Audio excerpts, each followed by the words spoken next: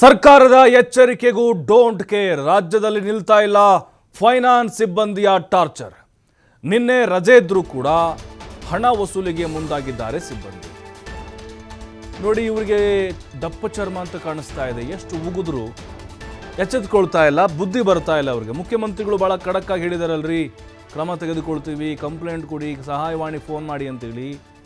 RBI ಇವರು ನಿಯಮ ಪಾಲನೆ ಮಾಡ್ತಿದ್ದಾರಲ್ವ, ಈ ರೀತಿ ಸಾಕಷ್ಟು ಪ್ರಶ್ನೆಗಳನ್ನು ಅಲ್ಲಿ ಕೇಳಿದ್ರು ಸಭೆಯಲ್ಲಿ. ನೋಡಿ, ಜಮಖಂಡಿ ನಗರದ ಬಾರ್ಪೇಟ್ ಗಲಿಯಲ್ಲಿ ಘಟನೆ ನಡೆದಿದೆ. ಅನ್ನಪೂರ್ಣ ಸಬ್ಕಾಳಿ ಎಂಬುವರು ಮನೆಗೆ ಬಂದು ಕಿರುಕುಳ ಕೊಟ್ಟಿದ್ದಾರೆ. ಕಂತಿನ ಹಣ ಕಟ್ಟುವಂತೆ ಮೈಕ್ರೋ ಫೈನಾನ್ಸ್ ಸಿಬ್ಬಂದಿ ಪಟ್ಟನ್ನು ಹಿಡಿದಿದ್ದಾರೆ. ವಿಡಿಯೋ ಮಾಡ್ತಿದ್ದಂತೆ ಸುಮ್ಮನಾದರೂ ಮೈಕ್ರೋ ಫೈನಾನ್ಸ್ ಸಿಬ್ಬಂದಿ. ಅಲ್ಲ, ಏನಾಗಿದೆ ಇವರಿಗೆ? ಮೈಕ್ರೋ ಫೈನಾನ್ಸ್ನವ್ರಿಗೆ ಸಿಬ್ಬಂದಿ ಅಷ್ಟೇ ಹೋಗಲ್ಲ, ಇವರು ಚೇಲಾಗಳು ಕೆಲವೊಂದು ಗುಂಡಗಳನ್ನು ಕರ್ಕೊಂಡು ಹೋಗಿ ಆವಾಜ್ಗಳನ್ನು ಹಾಕೋದು ನೋಡ್ತಾ ಇದ್ದೀವಿ. ವಿಡಿಯೋ ಮಾಡ್ತಿದ್ದಂತೆ ಮತ್ತೆ ಅಲ್ಲಿಂದ ಕಾಲು ಕಿತ್ತಿದ್ದಾರೆ. ನಿನ್ನೆ ಭಾನುವಾರ ಅಲ್ವಾ, ರಜೆ ಇರುತ್ತೆ. ರಜೆ ಇದ್ದರೂ ಕೂಡ ನೀವು ಈ ರೀತಿ ಕಾಟ ಕೊಡ್ತಿದ್ದೀರಿ ಅಂತ ಹೇಳಿದ್ರೆ ಯಾವ ಮಟ್ಟಿಗೆ ನಿಮ್ಮ ದೌರ್ಜನ್ಯ? ಸಾಲ ವಾಪಸ್ ಕೊಡಲ್ಲ ಅಂತ ಯಾರೂ ಇಲ್ಲಿವರೆಗೂ ಹೇಳ್ತಾ ಇಲ್ಲ. ಕೊಡ್ತೀವಿ, ಆದರೆ ನಮಗೆ ಅವಕಾಶವನ್ನು ಮಾಡಿಕೊಡಿ, ಕಂತು ಕಟ್ತಾ ಹೋಗ್ತೀವಿ ಅಂತ ಹೇಳಿದ್ದಾರೆ. ಸ್ವಲ್ಪ ಕಷ್ಟ ಇದೆ ಅಂತೇಳಿ. ನೋಡಿ, ಅಲ್ಲಿ ಜಮಖಂಡಿಯ ಬಾರ್ಪೇಟ್ ಗಲ್ಲಿಯಲ್ಲಿ ಅನ್ನಪೂರ್ಣ ಸಬ್ಕಾಳಿ ಅನ್ನೋರು ಮನೆಗೆ ಬಂದಿದ್ದಾರೆ. ಅಲ್ಲಿ ಬಾಗಿಲ ಹತ್ರ ನಿಂತ್ಕೊಂಡು ಕಿರುಕುಳವನ್ನು ಕೊಟ್ಟಿದ್ದಾನೆ.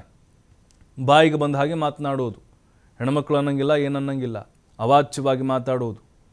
ಅಲ್ಲಿ ರೋಡಲ್ಲಿ ನಿಂತ್ಕೊಂಡು ದೊಡ್ಡ ಧ್ವನಿಯಲ್ಲಿ ಮಾತನಾಡೋದು, ಮಾನ ಮರ್ಯಾದೆ ಹರಾಜಾಕೋದು. ಎಷ್ಟೋ ಆತ್ಮಹತ್ಯೆಗಳಾಗಿದ್ದಾವೆ ನಮ್ಮಲ್ಲಿ. ನೋಡಿ, ಇವರ ಕಿರುಕುಳಕ್ಕೆ ಕಾನೂನು ಬರಲೇಬೇಕು, ಸುಗ್ರೀವಾಜ್ಞೆ ಮೂಲಕ ಬರಬೇಕು, ಅಥವಾ ಅಲ್ಲಿವರೆಗೂ ಕಾಯಕ್ಕಾಗೋದಿಲ್ಲ. ಇನ್ನೂ ಕೇಸಸ್ಗಳು ಜಾಸ್ತಿ ಆಗ್ತಾ ಇದ್ದಾವೆ. ಐಕಿನತ್ತೇನೆ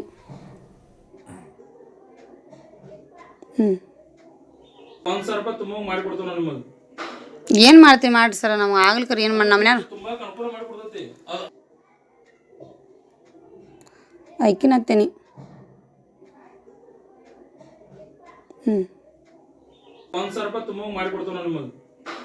ಏನು ಮಾಡ್ತೀವಿ ಮಾಡಿ ಸರ್, ನಮ್ಗೆ ಆಗ್ಲಿಕ್ಕರ ಏನು ಮಾಡಿ ನಮ್ಮ ಐಕಿನತ್ತೇನೆ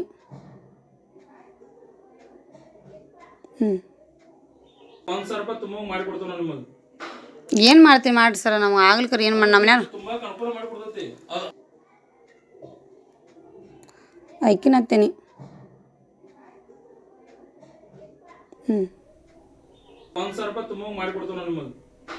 ಏನು ಮಾಡ್ತೀವಿ ಮಾಡಿ ಸರ್, ನಮ್ಗೆ ಆಗ್ಲಿಕ್ಕರ ಏನು ಮಾಡಿ ನಮ್ಮ